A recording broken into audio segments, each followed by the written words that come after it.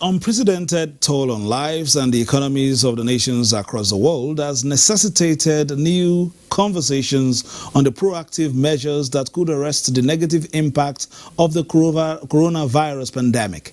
The most important is the speed needed in completing research into effective cures and antidotes to the stubborn and fast-spreading contagion. In Nigeria, the clamor for local input in research and the manufacture of personal protective equipment (PPEs) is on the rise, just as more states are putting their territories under lock and key. Today on Political Update, we will interrogate the concept of an actuality of the lockdown situation, the Nigerian understanding, or shall we say compliance, and the contributions of governmental and non-governmental bodies in cushioning the effect of the deprivations occasioned by the restriction of movement order in place in several states. I am Fisayo Ogunfuyi. Welcome.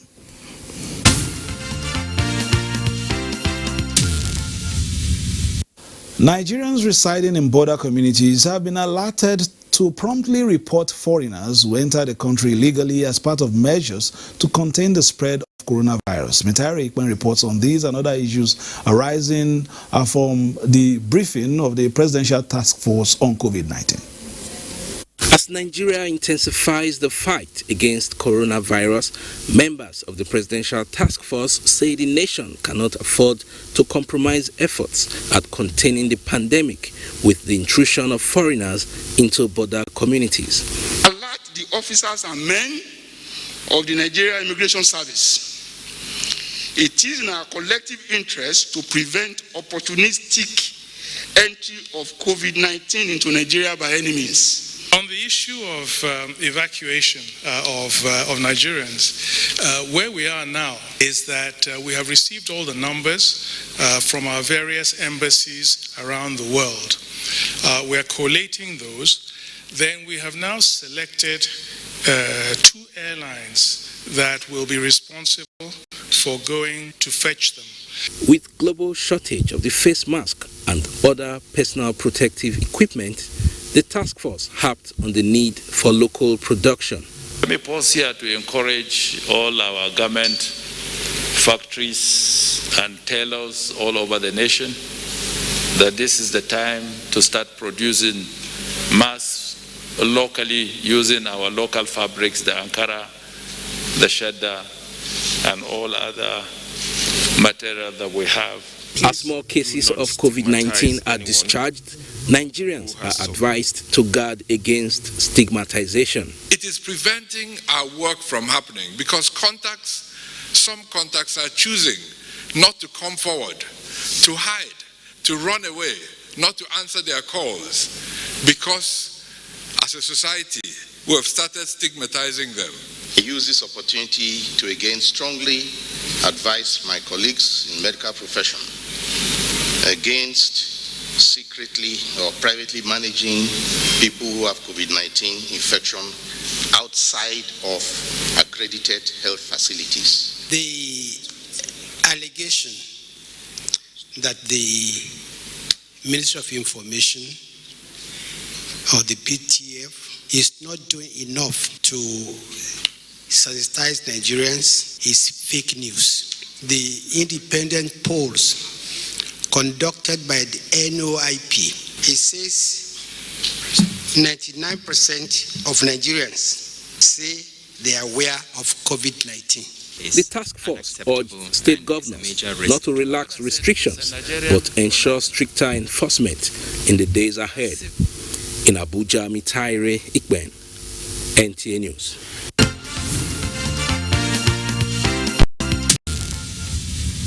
Meanwhile, the Nigerian Governors Forum has held a teleconference meeting specifically focused on ensuring a concerted approach to fight the raging pandemic. Here are highlights of the resolutions at the meeting. The forum expressed satisfaction with the performance of the Presidential Task Force on COVID-19 and the NCDC. The Governors Forum commenced the delivery of essential equipment, distribution of palliatives to vulnerable persons, as well as synergy with Coalition Against COVID-19 to support states' response to the pandemic. The forum also engaged Aliko Dangote, Herbert Wigwe, and Governor of the Central Bank, Godwin Emefiele, on strengthening mechanisms to reach more vulnerable groups and improve on existing health facilities. Chairman of Nigerian Governors Forum and Governor of Ekiti State, Dr. Kayode Fayemi, says the forum will constitute infection prevention and control committees to support the role of health workers who are at the front line of the pandemic. He said hotlines have been established across states to ensure emergency services are integrated into operations of the task force on COVID-19 and promised to review operations of businesses during the lockdown. In Abuja, Abubakar Usman Akwanga, NTA News.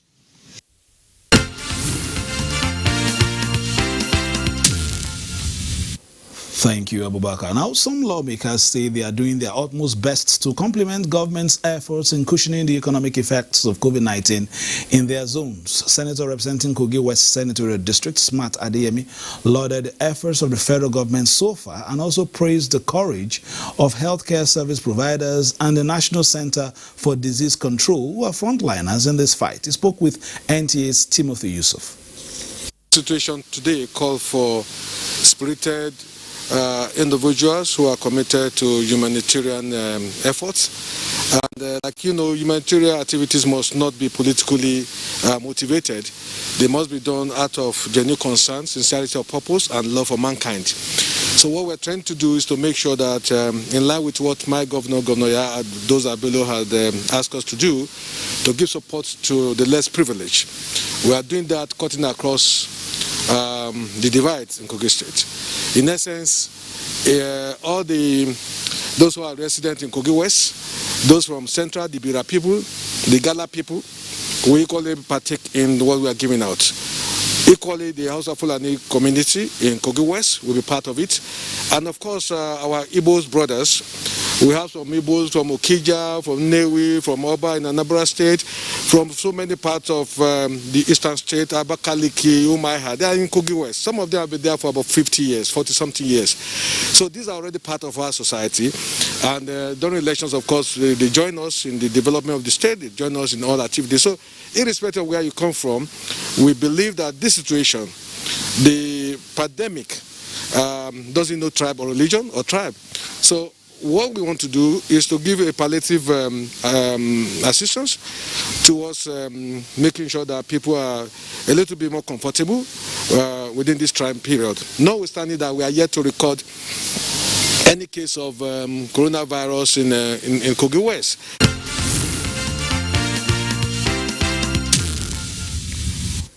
All right, joining us today on Political Update is Charles Olufemi Folayan, Chairman, National Youth Reform Group. Thank you for joining us on the program. Now, Charles, let's start quickly. From your own state and as a youth leader, have you been involved in any of the sensitization efforts as well as distribution of palliatives? And tell us a bit of your experiences so far. Yeah, well, I think that's the first thing we did, because when we heard about this strain to the country, and we quickly pick up information, from the National Center for Disease Control to see how people can, prevent, this spread. And what we have done is to begin both online and offline sensitization of young people to ensure that, people can be able to guide against the spread of the virus. However, we also, get involved, even as young people, partner with foundations. We got involved in distributing palliatives and supports for the people, especially in Kwara State, like you mentioned. We joined the foundation, Gobri Organization Foundation, to, distribute the materials across local government. And of course, we discovered that people are actually at home and people need the support. So when you get to community, it's what people want to move to. And there's another thing we are trying to look into, to ensuring that people don't begin to rush palliative, people don't begin to rush supports that are coming to them, and then breaking the rule or breaking, what the government is trying to prevent. Especially social distance. Exactly. You see people dragging bags of rice and because even at the distribution points, exactly. A lot of rush. Exactly. So what we did was at a point, the state government now issued that there should be no distribution, of material from house to house. So what we adopted was to have collection center in different local government and locality where people can go and pick up this material. And then we also know that sometimes there could be sharp practices. If you have been given in this area, you might go and queue again somewhere else. How were you able to, at least be able to stop this and counter it? Yeah, for us, we actually broke into local government and wards. So once this goes through a ward, people now move to their wards to collect it. But when you look at it, it may be very difficult for you to know who has taken here and is coming back to take in another place. So this, we just look into how to guard against it. But it's a very difficult thing to do when people has collected material from somewhere and coming back to take another place. All right, as a leader of a youth group, how would you describe the compliance level in places we have visited since you have access, places you have visited to sensitize on this? How would you describe the compliance so far? We are into the third week, at least in Abuja and Lagos, and some states have also come on board. Well, look at it to a large extent. There's a level of compliance, but we cannot say there's 100% compliance, because even in Abuja, when you look at it, you still find one or two people even on the street. And the worst of it is in the Lagos state. I've seen, and Ogun state. I've seen so far out of the 3 states that the president actually ordered a total lockdown. And when you look at these places, you see that people still coming out, and people are complaining that they don't have food, they can't stay at home. People are saying there's no light, they can't stay at home. And these are the challenges people are actually facing. Let me come to you as a youth leader. Perhaps we'll see some pictures in Akure. In Abuja, not Akure. In Abuja, let's look at some pictures from Abuja, for instance, from youths. It seems as if the information has not really percolated. You see people jogging in the morning, doing exercises. This, you would think, is some kind of public holiday.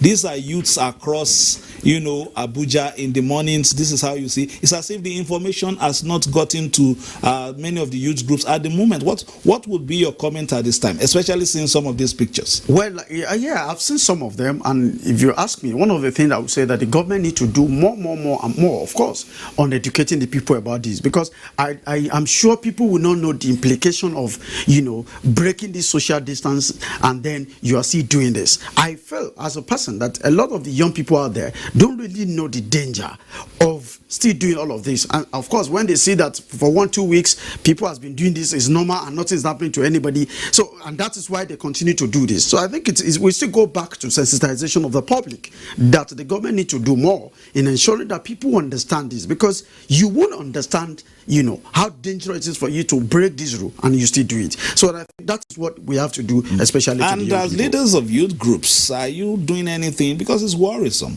You are youth are doing exercises, using the opportunity to chat. They see it as holidays. And are you at least on the social media trying to inform, to discourage such behavior? We have continued to do that. Not every youth are also on the social media, but at the same time, what we have done thus far, we begin to come out to the public to tell people. However, we are still saying that some people might also still know this and still go out. So the government still needs to come out. And I think the government has increased, when you see the police has increased their patrol, especially into places where people come out in the morning to jog.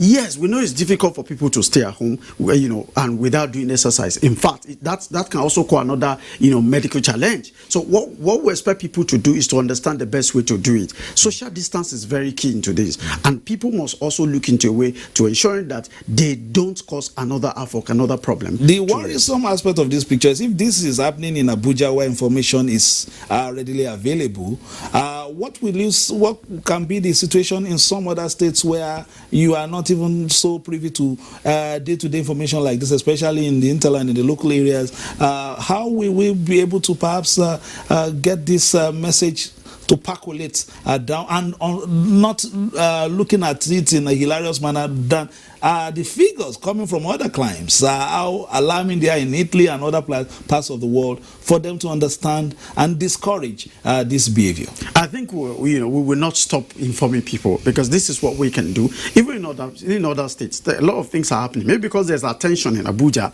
that's why we could know what is happening. But in several other states, there are a lot of things that are going on, and we must let people know. We as young people, we as your youth stakeholders, continue to let people know that look, the danger that attached to people not maintaining the social distance is actually huge. And of course, every other hygiene step that has been put out there, we will continue to urge people to do. All right. There's a breaking news right now. The Independent National Electoral Commission, there's a fire outbreak. The Mayor Gidi ran there earlier. He's brought back this report. Let's see the situation report from INEC headquarters here in Abuja. Truly happened at the INEC office today. We had of a fire incident. Well, around 11 a.m., there were a few staff in the office of the Director, Election and Party Monitoring, and they noticed smoke coming out in the office. So they rushed out and then made sure that and went to the fire service within the commission itself, who came to begin to make attempts to put out the fire. This particular fire was not at the INEC headquarters. It was in an office adjacent to the INEC headquarters, where we have our media center. So it's completely detached from the INEC headquarters. We've gone to go and do a preliminary assessment of what happened. The Federal Fire Service have also done their own preliminary assessment. They will submit a report to us. But in terms of damage, in terms of loss, some of the issues, some of the documents there are old documents, and then the constitution of political parties, their manifesto, and so on and so forth, and some disused files, because the director of EPM was already moving out from that particular office into the main headquarters, and then some of the critical documents relating to our party activities are in secured cabinets, and some of them are also in the legal department. So in terms of actual damage, some of the things we lost are photocopiers, computers, and other office equipment, but there's no serious and fundamental damage done to any of our critical documents and materials. Thank you, sir. Thank you. Okay.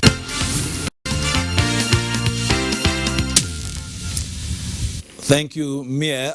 Some people already, expressing some trepidation because perhaps they didn't collect their voters' card the last time, and they are still expecting that. But of course, we understand that the materials are some constitutions of some parties and all that. But before we go, Nigeria has joined the world search of coronavirus disease vaccine. This is reflected by the government's upgrade of molecular testing laboratory located right here at the National Biotechnology Development Agency here in Abuja. Now, Musa Baba Aliyu went there and spoke with some scientists. Let's see that report.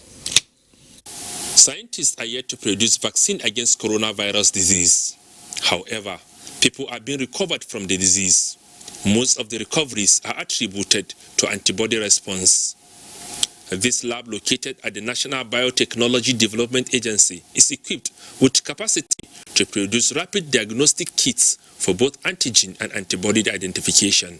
Once you are diagnosed and you are positive and you are placed at the treatment centers and you are treated and you test negative for the virus, then it means that your body has generated enough antibodies for you to survive.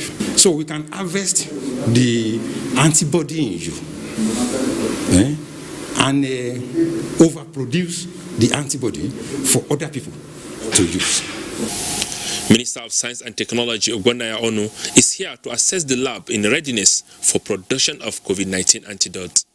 The vaccine is so important to us.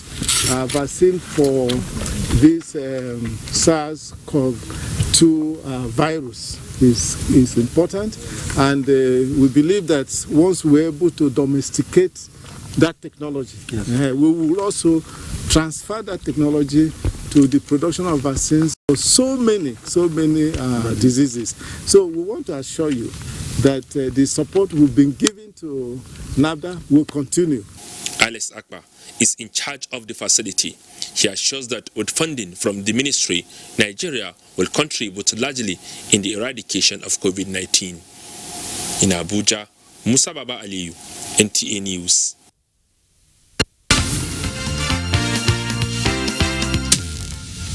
All right, great efforts from NABDA there. That's sharing news, especially breaking the frontiers of knowledge, especially in this fight against a virus in ravaging form.